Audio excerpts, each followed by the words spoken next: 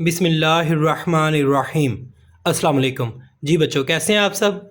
बच्चों, आज हम स्टार्ट करेंगे 9th class mathematics most important short questions of unit number 3। तो बच्चों, जैसा कि यूनिट नंबर 1 और यूनिट नंबर 2 के मोस्ट इम्पॉर्टेंट शॉर्ट क्वेश्चंस मैं अपनी पिछली वीडियो में बता चुका हूँ। तो आज हम स्टार्ट करेंगे यूनिट नंबर 3। तो बच्चों, unit number 3 is set and functions. तो सेट एंड फंक्शंस के बारे में आज हम पढ़ेंगे। तो इससे पहले दो जो यूनिट थे, रियल नंबर्स यूनिट नंबर 1 और यूनिट नंबर 2 लॉगरिथम्स, ये जो है वो मैं अपनी पिछली दो वीडियोस में बता चुका हूँ। तो यूनिट नंबर 3 के मोस्ट इंपॉर्टेंट जो शॉर्ट क्वेश्चन है बच्चों, आप लोगों ने ये लाजमी करने हैं। बच्चे, वीडियो स्टार्ट करने से पहले अगर आप मेरे चैनल पर नए आए हैं तो प्लीज़ मेरे चैनल को लाइक करें, सब्सक्राइब करें और बेल आइकन का बटन दबा दें ताकि मेरी हर नए आने वाली वीडियो आप तक बर वक्त पहुँच सके।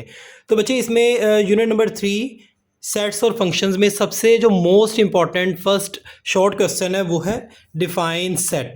तो सेट जो है वो क्या है? A set is described as a well defined collection of distinct objects, numbers और elements so that we may be able to decide whether the object belongs to the collection or not।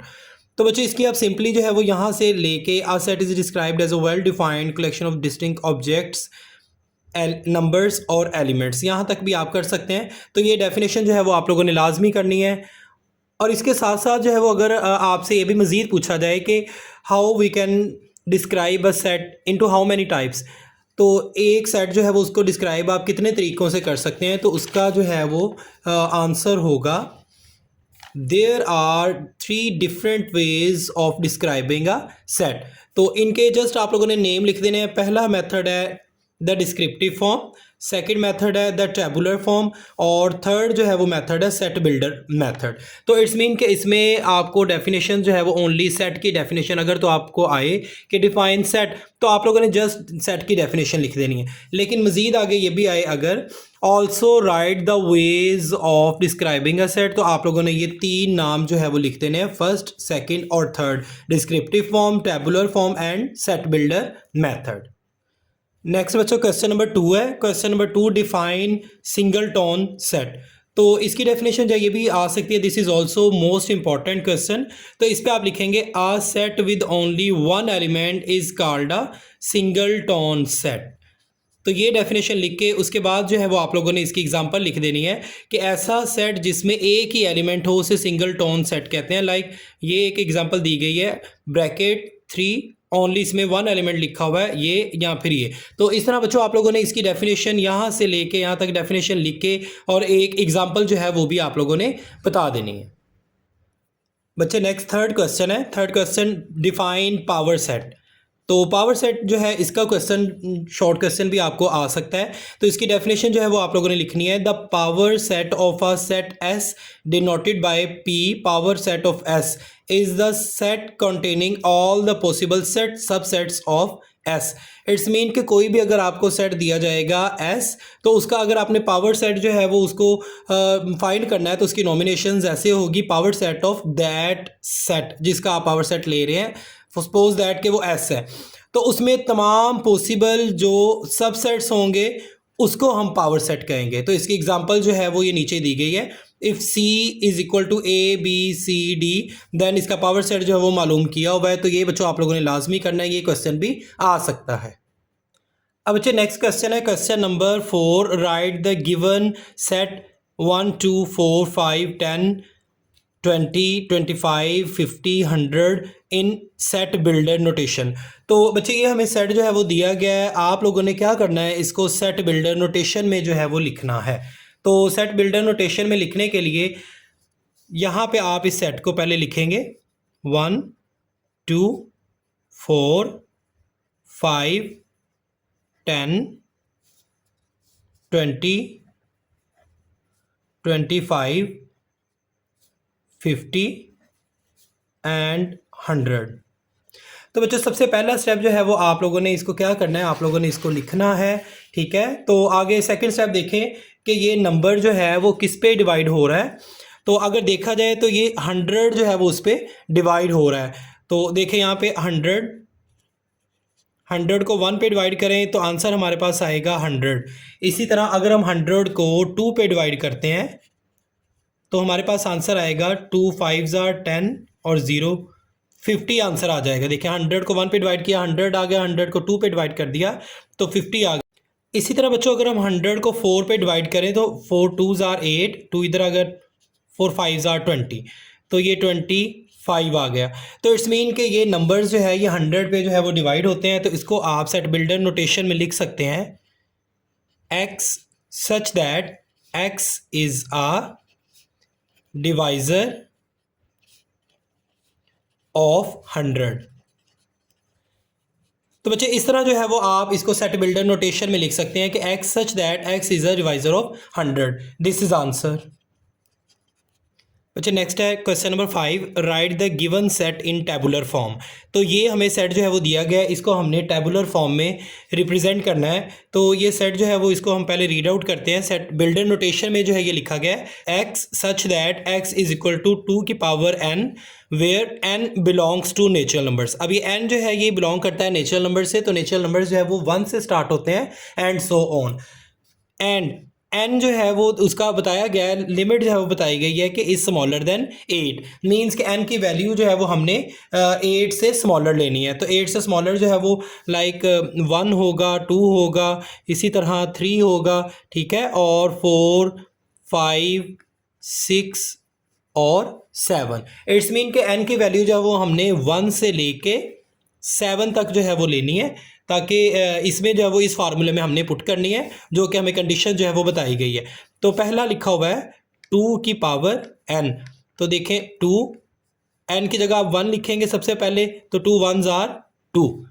अब इसी तरह लिखा हुआ है 2 की power n। अब देखें n की जगह अब हम 2 लिखेंगे, 1 हमने लिख लिया, अब हम 2 लिखेंगे तो 2 की पावर 2 इज इक्वल टू 4। इसी तरह अगर हम बात करें नेक्स्ट, तो अब हम 3 लिखेंगे 2 की पावर 3। तो 2 की पावर 3 जो है वो बच्चों होती है 8, 2 2s are 4, 4 2s are 8। इसी तरह 2 की power n which is equal to 2, n की जगह 1 2 3 लिख लिया, अब हम 4 लिखेंगे, 3 भी लिख लिया, अब हम 4 लिखेंगे। तो ये देखें 2 2s are 4, 4 2s are 8, 8 2s are 16। इसी तरह अब हम n की जगह जो है वो 5 लिखेंगे, तो अब देखेंगे कौन सा नंबर जो है वो आता है।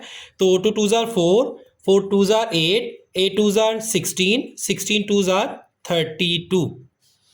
इसी तरह नेक्स्ट जो है वो अब हम n की जगह 6 लिख देंगे, तो 32 2s are 64।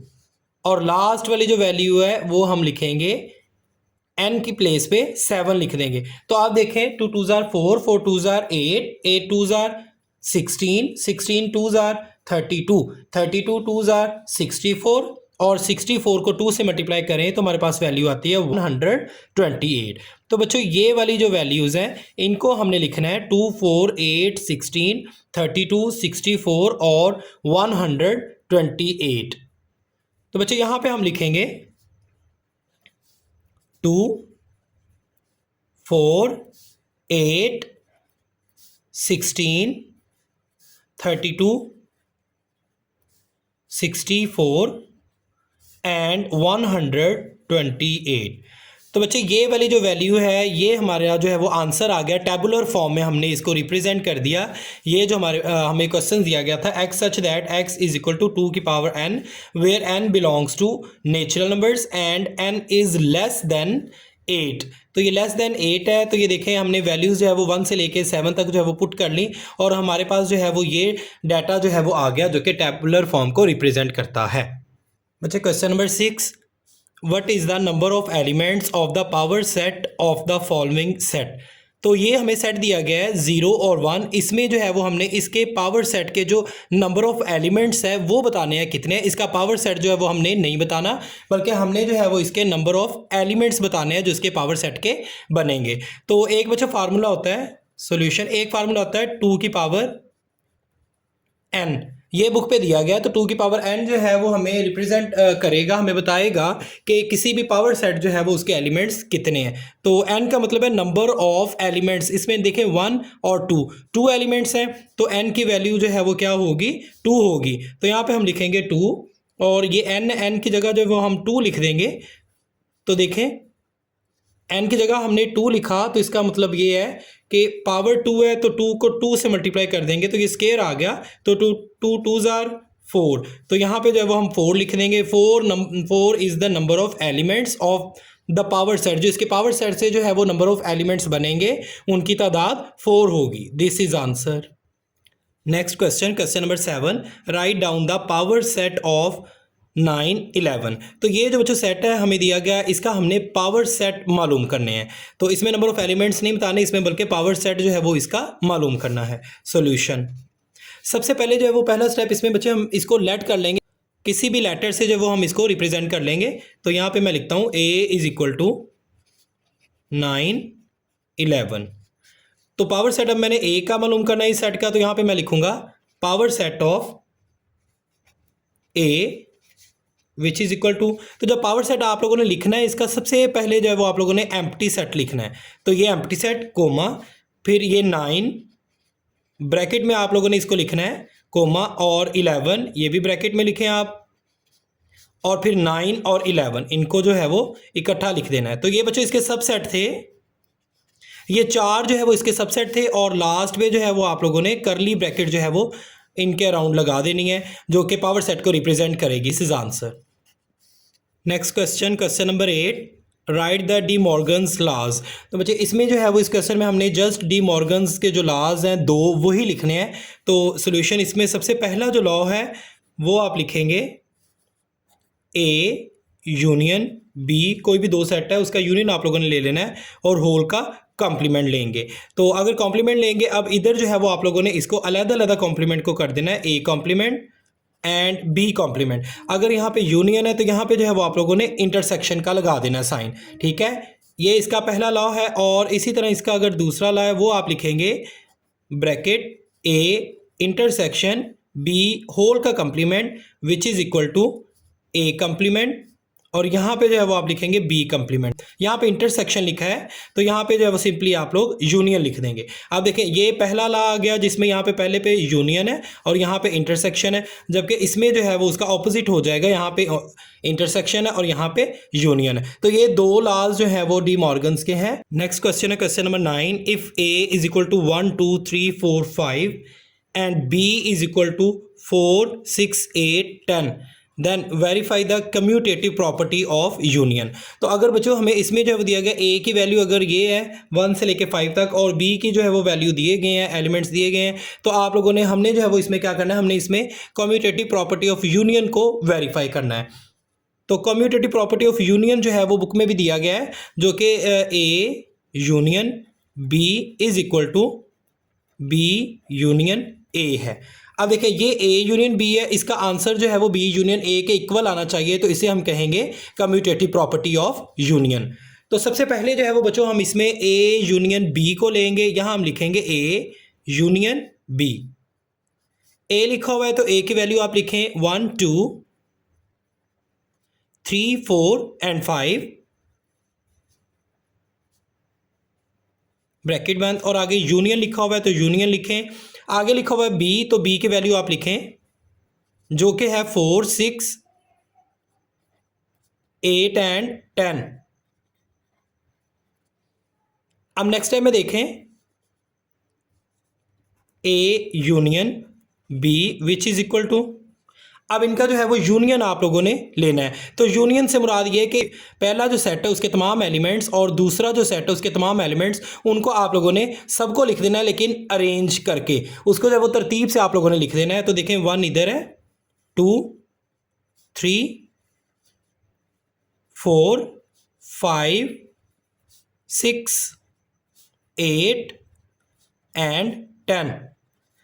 अब हम लिखेंगे नाउ बी यूनियन ए, तो यहां आप लिखेंगे नाउ बी यूनियन ए। तो B union A which is equal to, अब बी की वैल्यू आप पहले लिखें जो कि है 4 6 8 एंड 10, और नेक्स्ट जो है वो यूनियन है, यूनियन नेक्स्ट ए है तो ए की वैल्यू लिखें 1 2 3 4 एंड 5।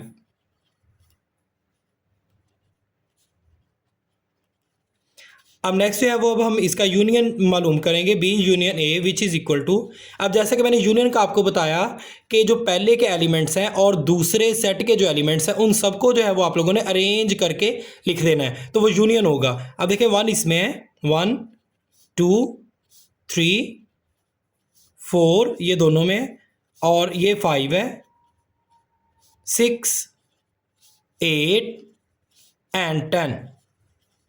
देखिए बच्चों ये ए यूनियन बी हमने लिया, उसका आंसर जो है वो हमारे पास ये है 1 2 3 4 5 6 है, 6 8 और 10। और बी यूनियन ए जो है वो उसका हमने यूनियन लिया, तो इसका आंसर आया हमारे पास 1 2 3 4 5 6 8 10। अब देखिए ए यूनियन बी और बी यूनियन ए का आंसर जो है वो दोनों सेम आए, तो यहाँ हम लिख देंगे दस left hand side which is equal to right hand side. तो ये बच्चों वेरीफाई हो गई है commutative property of union, this is answer.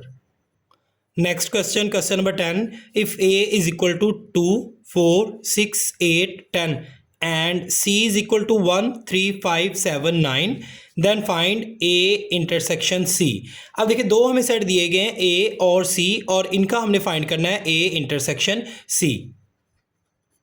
तो यहाँ हम सबसे पहला स्टेप जो वो लिखेंगे A intersection C which is equal to, A लिखा हुआ है तो ए की आप वैल्यू लिखें ब्रैकेट 2 4 6 8 एंड 10। आगे इंटरसेक्शन लिखा हुआ है तो ये आप लिखें इंटरसेक्शन। नेक्स्ट लिखा हुआ है सी, तो सी की वैल्यू आप लिखें 1 3 5 7 9। और नेक्स्ट स्टेप पे देखें ए इंटरसेक्शन सी। अब बच्चे यहाँ पे जो है वो इंटरसेक्शन दिया गया है, जबकि ऊपर वाले क्वेश्चन में हमने यूनियन के बारे में पढ़ा था। तो इंटरसेक्शन जो है ये, इससे मुराद ये है कि दो सेटों में जो सेम एलिमेंट्स होंगे हमने वही लिखने हैं। तो देखें इन दोनों सेट्स में जो सेम एलिमेंट्स है वो कौन से हैं, इधर 2 है और इधर 2 नहीं है, इधर 4 है इधर 4 नहीं है, इधर 6 है इधर 6 नहीं है, 8 वो भी इधर नहीं है, और 10 जो है वो भी इधर नहीं है। तो मीन्स के इन दोनों सेट्स में कोई भी जो है वो एलिमेंट्स एक दूसरे के साथ नहीं मिलता, तो लिहाजा इसका इंटरसेक्शन जो है वो एम्प्टी सेट होगा, this is answer. Next question है question number 11, if A is equal to 2 4 6 8 10 and B is equal to 1 2 3 4 5 then find A minus B. तो अगर हमें दो सेट दिए गए ए और बी, और हमने जो है वो फाइंड करना है ए माइनस बी, तो यहाँ पे बच्चों हम देखते हैं, यहाँ पे आप सबसे पहला स्टेप लिखेंगे A minus B which is equal to, A लिखा हुआ है तो ए की वैल्यू आप लिखें 2 4 6 8 एंड 10। नेक्स्ट है माइनस, माइनस आगे बी है तो बी की वैल्यू आप लिखें 1 2 3 4 5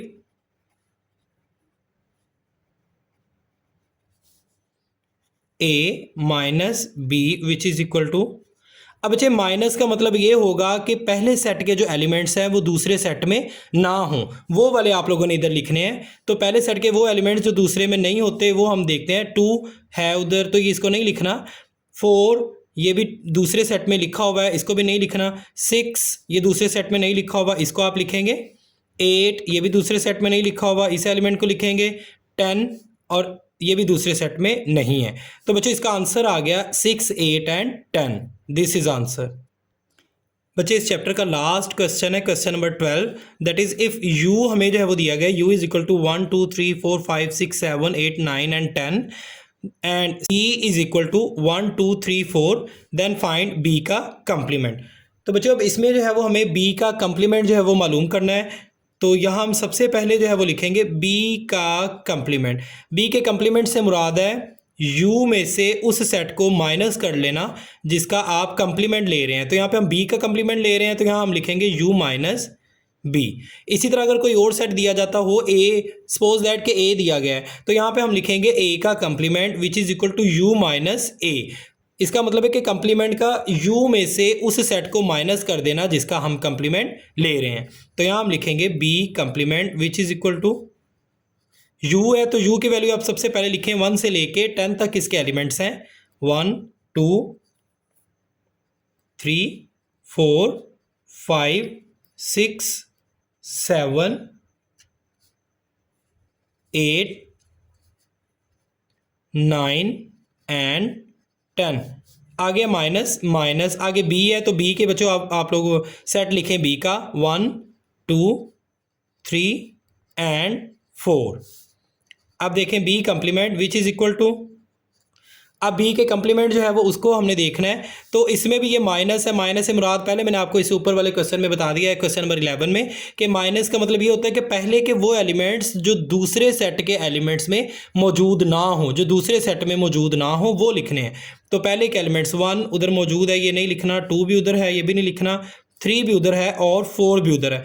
अब इधर 5 है, इधर 5 नहीं है, तो ये हम लिखेंगे 5, 6 लिखेंगे, 7 भी उधर नहीं है, 8 9 एंड 10 जो है ये भी उधर नहीं है।